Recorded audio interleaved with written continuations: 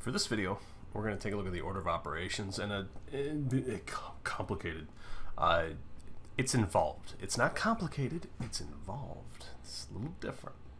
So anyway, a problem that has to do with the order of operations and which order we should do these in. So really quick, as a little review of the order of operations, the very first thing we want to start with is we want to start with parentheses and brackets and braces. Basically, what that's going to be is any sense of grouping. So if you can obey the associativity law, you've got these grouping symbols. Parentheses are typically used, and then brackets, and then more parentheses, and then brackets.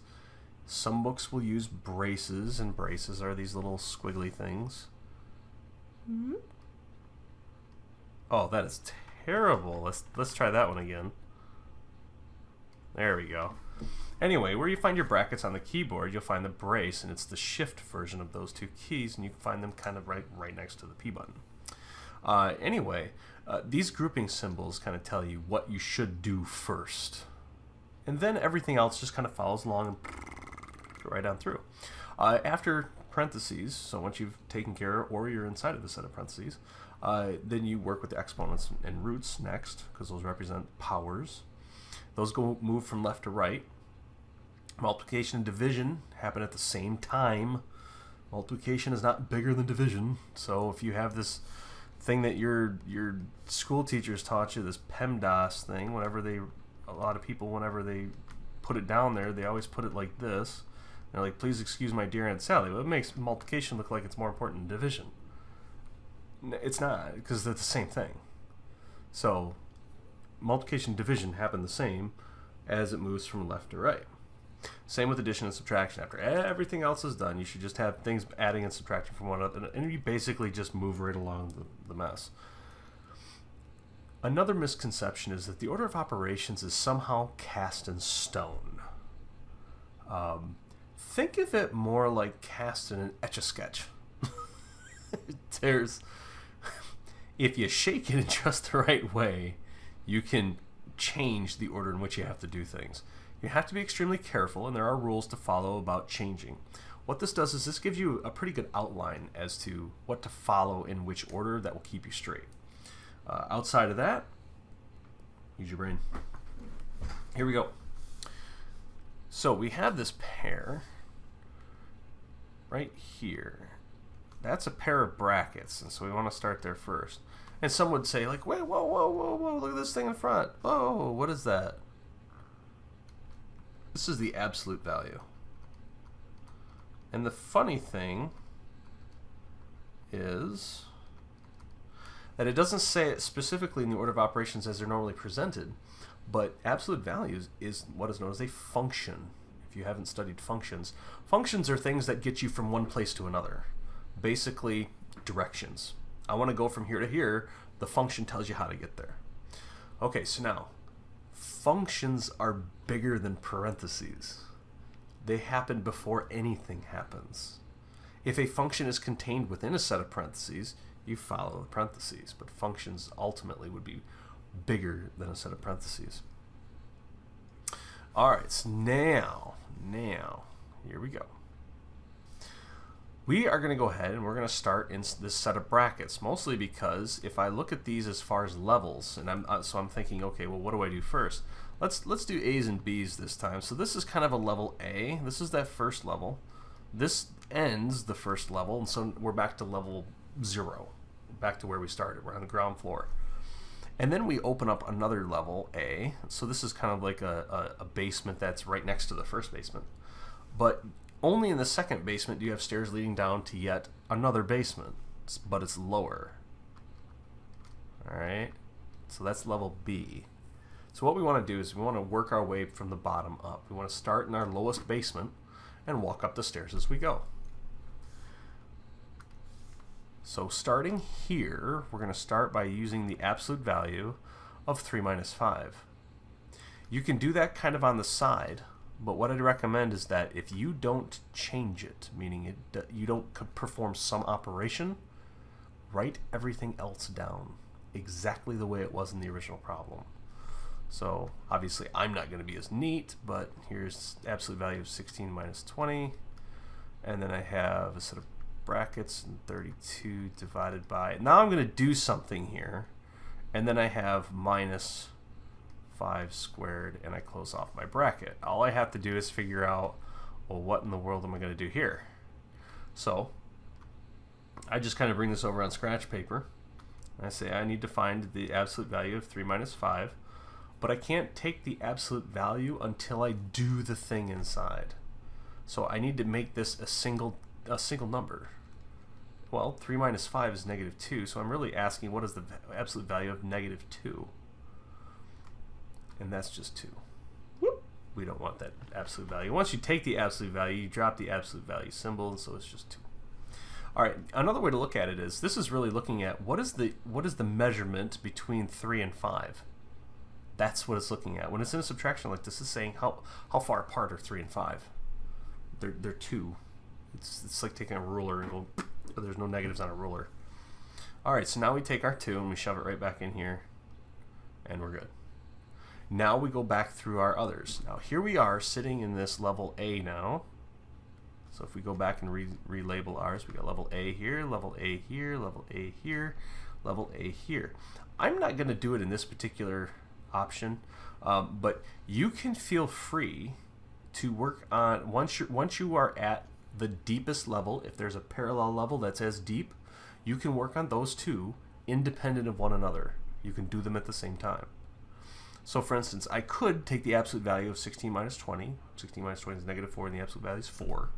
Write the 4 down and do all this other stuff inside over here, and then write that answer down, and I'm done. Because I just multiply them. I could. I'm not going to. All right, so here we go. I'm going to choose one of these, however, and so I will go ahead and I'm going to choose to do this one first, which means I'm going to bring down all of the other stuff. I didn't do anything, and so they just come down. And now, going back over here, again, I ask myself, well, what is the absolute value of 16 minus 20?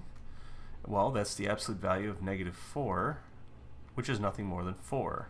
So this whole mess right here becomes 4. And if you see two grouping symbols, 2 brackets or parentheses that are squished next to one another, there is an assumed operation of multiplication in between them, unless it's written otherwise, meaning they have to put the actual operation in between. If there's nothing there, it's multiplication. Moving on to this next group here, we've already gone and finished that absolute value, and so we still have this A. We want to go ahead and do this stuff inside, but we have one. Let's see if we can, let's do this. We have 1 here, 1 here, and 1 here. We're doing 3 different things inside. You can do multiple steps between what you write down. Do only as many as you can handle at once. Never overextend yourself. It will end up badly. Usually because you'll get the wrong answer. I'm sure there's other reasons, but that's usually the biggest one. So we're just going to carry down everything that we did, and we look in here, we have division, we have subtraction, and we have exponent.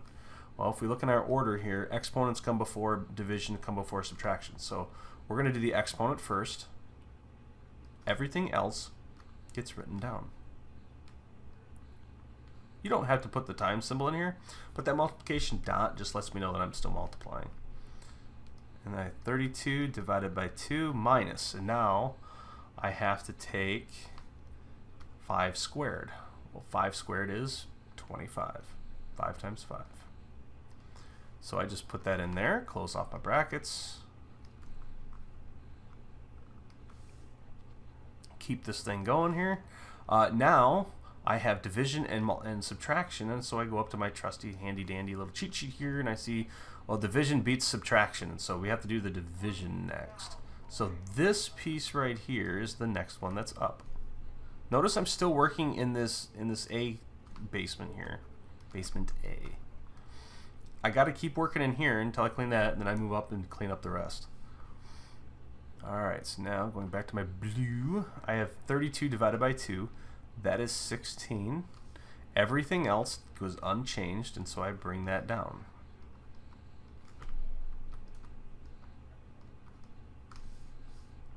Whoops.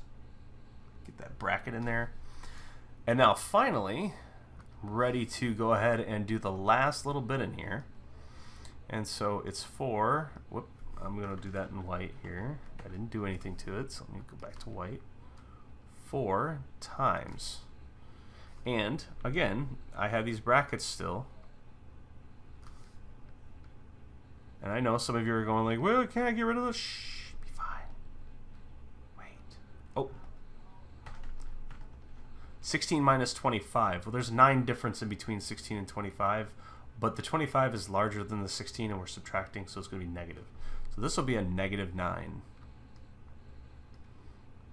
Now, this is where people are going to be like, can I just get rid of those? Yes. Look inside. So we look inside the brackets now. We ask ourselves, is there anything to do? Meaning, is there any operation that's happening within those brackets that needs to be done before we do anything else? And at this point, we've got it down to a single number, negative 9. That's it. At this point, you can go ahead and drop the brackets. So we just have 4 times negative 9, which is negative 36. And that's really all that has to happen. One step at a time. If you start overcomplicating this stuff, it will start messing with your noggin. Just take a deep breath, move through it slowly, and surely you'll get it done. All right? So now, if you want to pause the video there, kind of run through it yourself, that sort of thing. And then when you're ready to restart here, I'll just kind of give a little bit of a 4-second break. And I'm going to do it again, but I can show you that you can do multiple steps at one time.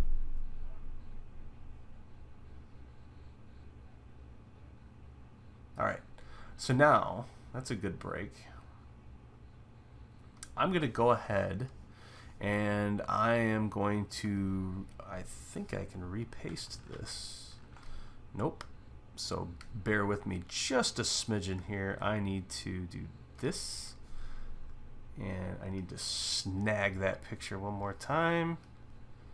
This is a little program called Jing. It's free from TechSmith.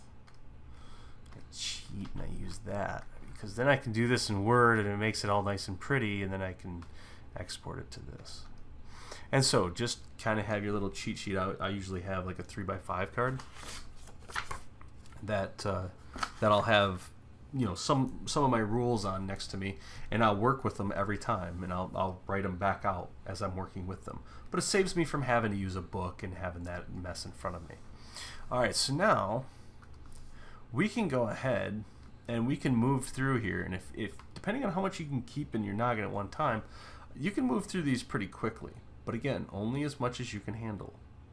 So innermost first, there's one level here, there's 2 levels here. The innermost happens first. So this is going to give you 3 minus 5, which is negative 2, but the absolute value of negative 2 is 2.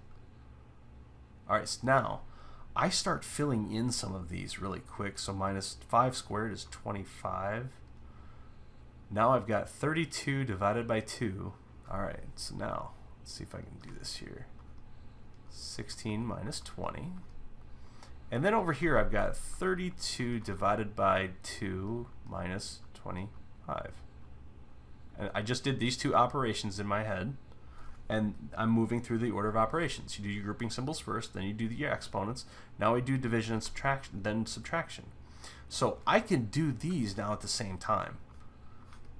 So now what I'm going to do is I'm going to go ahead and I'm going to perform this absolute value, which is 16 minus 20, which is negative 4. Take the absolute value of that as 4 times, because that's what's here. That's multiplication if it's not specified. We don't want that. Let's take purple. We're going to go back to purple. We're going to come over here and we're going to do this whole thing just by talking through it. Or if you got a calculator, punch it in a calculator. So we have 32 divided by 2 is 16. 16 minus 25 is negative 9. Now that there's nothing to do, I've done things inside. That's the key. I've done all the work inside. You can drop the parentheses. And now you're stuck with 4 times negative 9, which is your negative 36. So it doesn't have to be a long drawn out thing, but you can only do as much as you can do. If you try to take more steps than your legs will let you, what you might find yourself doing is tripping and falling, and that would be no good for anybody. So be careful on stairs. Be careful in the order of operations. That's it. I hope this helped you.